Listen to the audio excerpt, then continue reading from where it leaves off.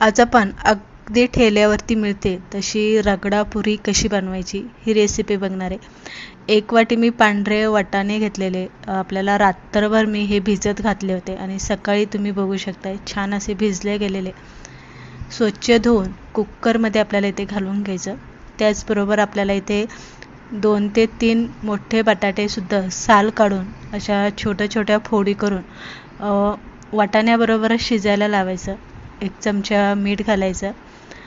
हळद आपल्याला यामध्ये थोडीशी घालायची. थोडासा हिंग घालायचा आणि पाणी आपल्याला यामध्ये तितकंच घालायचं जितकं बटाटा आणि मटार त्यामध्ये बुडतील एवढं पाणी आपल्याला यामध्ये घालायचं. जास्त पाणी घालायचं नाही, नाहीतर मटार व्यवस्थित मऊसूत शिजले जात नाही. आणि कुकरला शिजायला लावायचं. आपले वाटाणे शिजेपर्यंत इथे आपण चाट बनवून घेणार आहे. आंबट गोड चाट आणि तिखट चाट. पुदिना घेतलेला आहे, कोथिंबीर घेतलेली. इथे पुदिना आणि कोथिंबीर मी सम प्रमाणात घेतली. जितका आपण पुदिना घेणार आहे तितकीच कोथिंबीर घ्यायची. आता हा चाट आपल्याला जास्त तिखट बनवायचा की कमी तिखट त्यानुसार तुम्ही मिरच्या इथे घालू शकताय. थोडंसं आलं घालायचं. 5-6 हिरव्या मिरच्या घातलेल्या आहे. 2-3 लसूण पाकळ्या. अर्धा लिंबू आपल्याला यामध्ये पिळून घ्यायचा. आणि इथे आपल्याला बर्फाचे खडे माझे टाकायचे राहिलेले ते आपण यामध्ये घालू. त्यामुळे काय होतं, चाट जो आहे ना तो काळा पडत नाही.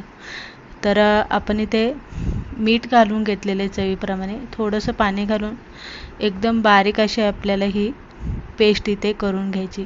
तर तुम्ही बघू शकता हिरवागार असा आपला चाट जो आहे तो इथे बनवून तयार झालेला आहे. त्यानंतर आंबट गोड पाणी जे असतं ते आपण इथे बनवून घेणार आहे. तर इथे मी चिंच घेतलेली. त्यानंतर खजूर मी 5-6 घेतलेले आहे. एकत्र करायच्या. थोडंसं पाणी घालून चोळून आपल्याला धुवून घ्यायच्या. आणि त्यानंतर त्यामध्ये 1 वाटी मी इथे गूळ घेतलेला आहे. आता गुळाच्या जागी तुम्ही साखर पण वापरू शकता. 1 ग्लास यामध्ये पाणी घालायचं आणि चिंच आणि खजूर आपल्याला चांगली मऊसूद अशी शिजून घ्यायची. जेवढं आपण पाणी घातले ते पाणी असं थोडंसं आटलं गेलं पाहिजे इथपर्यंत आपल्याला ते इथे शिजवायचं. तर आणि मधनं हलवत राहायचं की चिंच आणि खजूर खाली तळाला लागायला नको किंवा करपायला नको म्हणून.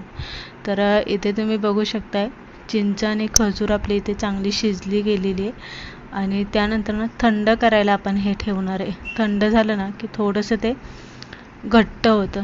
तर आपण थोडा वेळ थंड करून मिक्सरच्या भांड्यामध्ये आपण हे घालून घेतलेलं आहे.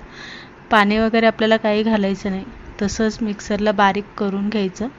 बारीक केल्याच्या नंतर एका गाळणीतून आपल्याला आंबट गोड हे पाणी जे ते इथे गाळून घ्यायचं. कलर तुम्ही इथे बघू शकता अजिबात बदललेला नाही आहे. व्यवस्थित आपण गाळून घेतलं. इथे झालं आपलं चिंच खजूर गुळाचं आंबट गोड पाणी इथे बनून झालं. आता इथे तुम्ही तिखट वगैरे घालू शकता जर तुम्हाला हवं असेल तर. पण मुलांसाठी बनवत असल्यामुळे मी इथे मिरचीचा वापर जास्त केलेला नाही. मटार आणि बटाटे आपले इथे शिजून झालेले तुम्ही ते बघू शकता. पाणी अगदी परफेक्ट प्रमाणामध्ये आपण यामध्ये घातलं होतं. त्यानंतर मॅचरच्या साहाय्याने आपल्याला मटार आणि बटाटे फोडून घ्यायचे. म्हणजेच आपल्याला याचा बारीक असा गरगोट करून घ्यायचा जेणेकरून ते व्यवस्थित एकसंग मिक्स होईल. तर या पद्धतीने आपण गरगट करून घेतलेलं आहे. 1 ग्लासभर आपल्याला यामध्ये पाणी घालून व्यवस्थित हलवून घ्यायचं. म्हणजे जो आपण त्याचा गठ्ठपणा जो आहे तो जरासा पातळ इथे करून घ्यायचा. आणि त्यानंतर आपण याला थोडासा तडका द्यायचा. तुम्हाला जर हवा असेल तर तुम्ही तडका देऊ शकता, नाहीतर तुम्ही यामध्ये फक्त याला चवीप्रमाणे थोडंसं मीठ घातलं तरी चालेल. थोडीशी वरनं कोथिंबीर घालायची. हळद आवश्यकता वाटली तर घालायचं.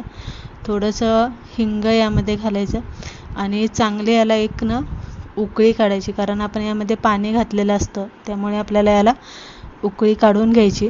आणि इथे आपल्याला हे आटवायचं नाही, कारण जसं जसा रगडा आपला थंड होत जातो तसं तसा तो घट्ट होत जातो. तर तुम्ही इथे बघू शकता का ताटलीमध्ये मी डिशमध्ये काढून घेतलेला आहे. व्यवस्थित रगडा आपला बनवून तयार झालेला आहे. हिरवा चाट, आंबट गोड पाणीसुद्धा इथे बनवून घेतलेले आहे. पाणीपुरी मी इथे अशा फोडून घेतलेल्या आहे. आता आपल्याला त्यामध्ये किती रगडा घालायचा त्यानुसार रगडा इथे घालू शकता. मी पूर्ण पाणीपुरी अशी भरून भरून यामध्ये रगडा घालून घेतलेला आहे, कारण आपण रगडा पुरीच इथे बनवतोय. हिरवा चाट यावरनं घालायचा, आंबट गोड चाट आपल्याला यावरती घालून. आता इथे तुम्ही लाल तिखट, हिंग, जिरीपूड, धनेपूड ह्या चाटमध्ये इथे तुम्ही घालू शकता जर तुम्हाला तिखट पाहिजे नसेल तर. वरनं बारीक चिरलेला कांदा, टोमॅटो आपल्याला यामध्ये घालून घ्यायचा. कोथिंबीर घालायची, शेव वरनं बुरबुरायची आणि मी बुंदीसुद्धा माझ्याकडे आहे तर मी बुंदीसुद्धा वरनं घातलेली. थोडासा लिंबू वरनं पिळून घ्यायचा. तर इथे झाला आपला रगडा चाट